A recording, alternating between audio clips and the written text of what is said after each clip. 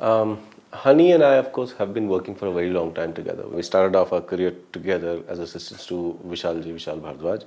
And so we've been friends and colleagues for very many years. And a few years ago, we were just having a chat and we decided that it's about time now to dirty our hands in film production as well. And the reason was simply because we want to understand filmmaking from another perspective, and it's a part of learning. And so we were just toying with the idea. We were not doing anything about it. And then came along Konkona's script, which we read, and we really loved it. And at that point in time, Konkona was looking for somebody to fund the film, somebody to produce it. And we said, well, this is a good way to start. Why not? So we formed the company because of the film. The name MacGuffin, it's Honey's brainchild. MacGuffin literally means, it's what red herring is to literature is what MacGuffin is to film. And I think he came across that term somewhere and really loved it. And he asked me, what do I think of the name? And I said, why not? And so there's no great history behind it. It's very simple. Yeah.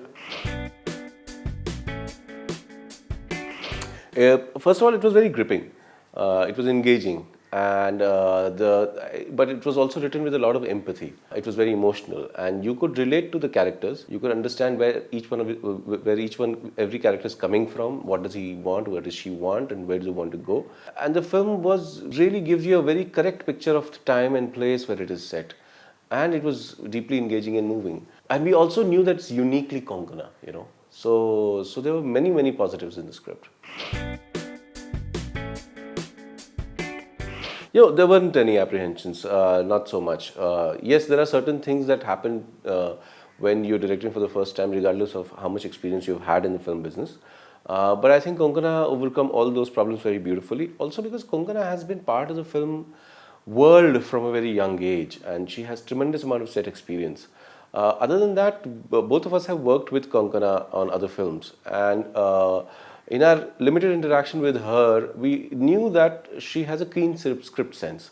She understands characters, and she can go beyond just her character and her performance in a film whenever she is playing an actor, because she also is thinking about other things. So we knew that she has a brain there. She has a directorial brain there. And also when you read the script, you realize it is written by a very visual mind who is clearly seeing how things are going to happen. So we had tremendous amount of confidence in her ability.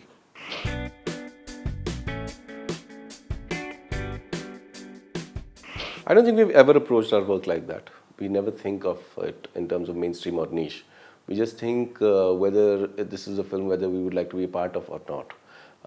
When we started our career as assistant directors, we worked in films like Makadi and The Blue Umbrella, which were terribly niche films, which were made in very low budget.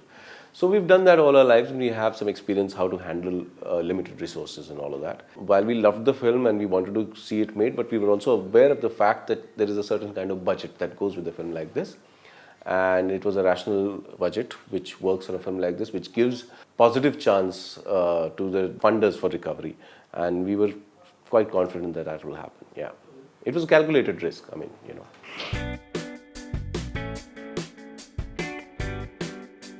We were involved in production of the film, but we were completely confident that Konkona knows her job and knows her characters and knows the world really well.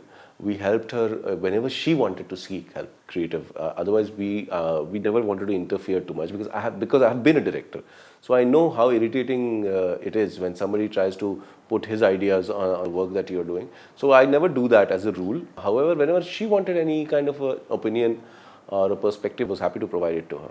But it didn't feel like you were working with a debutant really, and we had crewed up very well.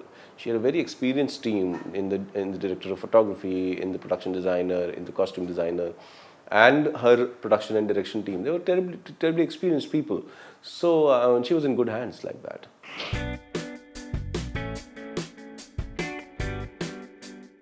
No. Trailers are made with keeping in mind that what can we do to excite the audiences, and also not to completely lie. We are showing what is there in the film. I think it's in tone with that. There is a psychological element to the film. There is a thrilling element to the film. There is a suspenseful element to the film. But at the same time, it's also a very personal story. It's a very emotional story. It also had a very positive message about what it shares with the audiences.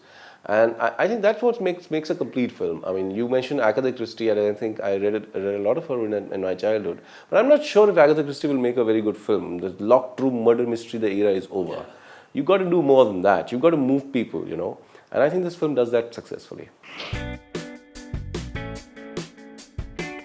It is based on true events. It's very interesting because while she was a very little child and living in Calcutta with her parents, her grandparents used to have a house, sort of a bungalow in Kalki Gunj. Kalki Gunj is this little quaint town about 50 or 60 kilometers from Ranchi.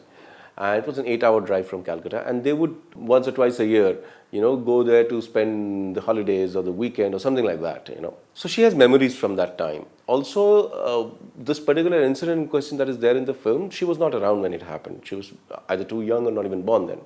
However, she had heard the stories from her father and her mother and other people who were uncles and aunts who were there, you know. And it was a story that used to fascinate her. And ironically, it's a bit of a coincidence. Even I knew of the story because I happen to know, Konkona's family really well. And I know Konkona's father is a very good friend. And I think about 8 or 10 years ago, he had told me about this story. So even I knew about that something had happened. But the final film is not really a complete, exact, representation of what happened. I think the film, as Konkona herself says, is a mix of memories and true events and a bit of fiction. So it's all of that has come together to make Death in the Gunj. It's partly based on real events. And what happened was that there was something that happened, and then Mukul, her father, wrote a short story around it. So he added his own 2 bits to it. And then Konkona took that short story and took her own memories and and she fictionalized it even further. So it's a curious mix of all these things.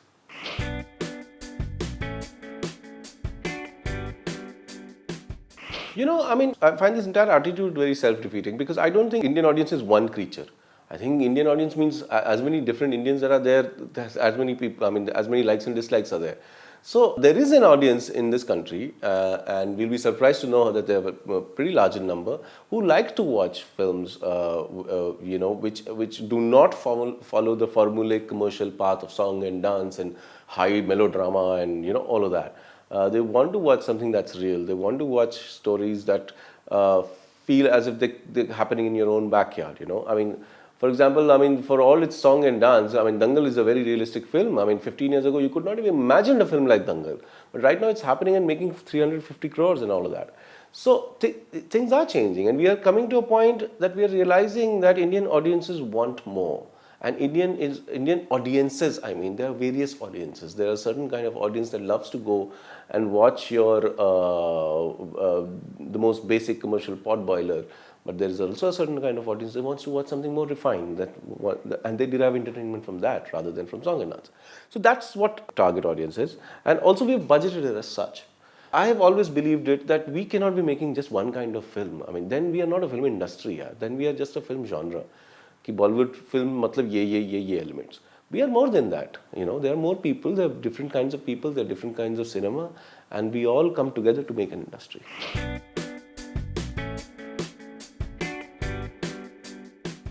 No, I'm not going to approach my work just because I've become a producer like that. I will want to do a film which I would like to watch, which I would like to. I mean, there's a certain kind of film that I make, although it's mainstream, but it doesn't follow a lot of rules that mainstream cinema, has. So I want to break those rules, and I want to work regardless of whether I'm producing or directing or whatever is it that I'm doing. I want to be associated with films that I want to see, that I would like to be a part of, so that's and Death in the Gunj falls in that category.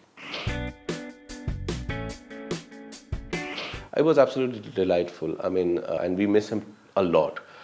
We kind of sort of knew in the back of our heads, but he never let it show. I mean, he was enjoying his life and he was having fun, and he had a terrific sense of humor, which was there all the time we were shooting on the set.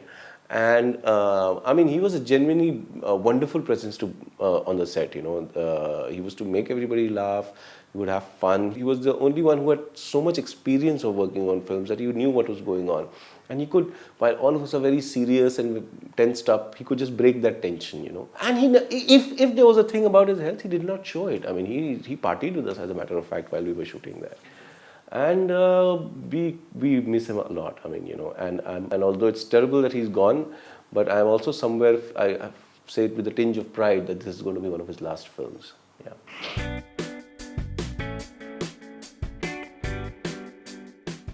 Oh yeah. I think it was a great brainwave on Hani Trehan's and Konkona's part to cast Tanuja. I think she fits the role like a T, and she happily accepted the role. And it's such a small film, and she's been such a big star, and she's done big commercial films and all of that, but she happily, readily came on this project, and she really enjoyed herself. In fact, Omji and Tanuja ji were working with each other for the first time, and they were like the little naughty kids on set, making fun of everybody and having a good time. And she was extremely sweet, extremely patient in front of these youngsters who were just learning on the job, but she was extremely patient.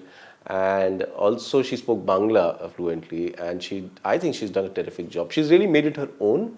And what was so strange, that when Hani told Konkona about the casting, that why not Tanuja ji, she was thinking about it, and what she realized, that the actual person on whom that character is based actually does look like Tanuja ji. Yeah, so it was just a wonderful set of coincidences.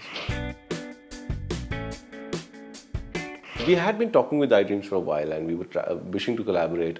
This is a film of firsts. It's Konkona's first film. It's McGuffin's first film.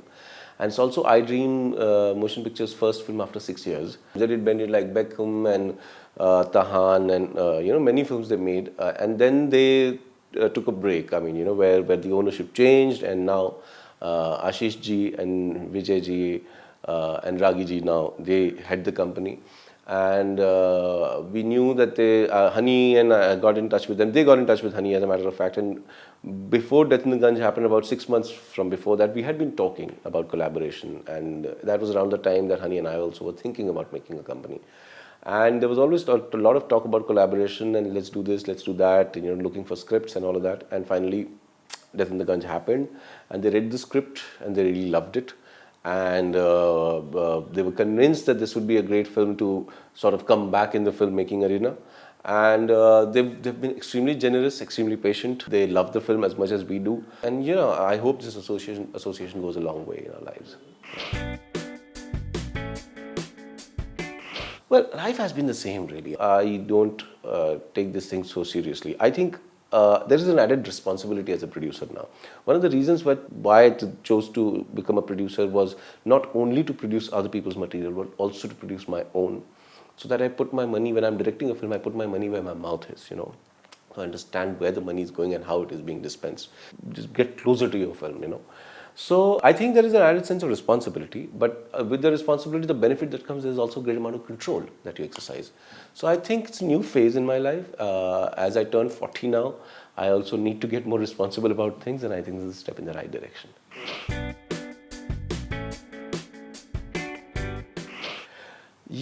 I think producing is not something that comes naturally to me. I think I'm learning, and there will come a time in a year or two that I will understand it from a 360-degree perspective, or maybe more. So I'm still learning. I have been trained to be a director. I've been trained, and that's what I do. And there are great things about making a film. There are also things that are very difficult. It's physically very exhausting, and there's a lot of it that is just beyond creative. There's a man management. There's all of that. So it's pretty exhausting. It's like being a CEO of a company. And it's kind of tough, But it also gives you the highs that are, completely. I mean, the day your film is ready and people are watching, and that the high is something that I've never felt anywhere else in my life.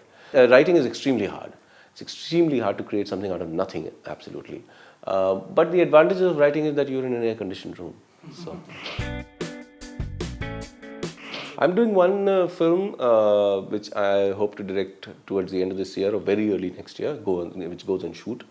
And it's an action film. It's set in the Chambal Valley in the 1970s. and it's Sushant Singh Rajput is in it. So we are still, still early days. I've just finished another draft, and Sushant has liked the script, so that's great. And we're working towards finalizing everything.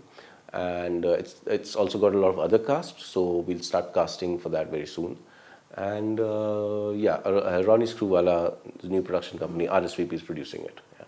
Thanks for chatting with us, Abhishek. Lovely it was. Yes, thank you very much.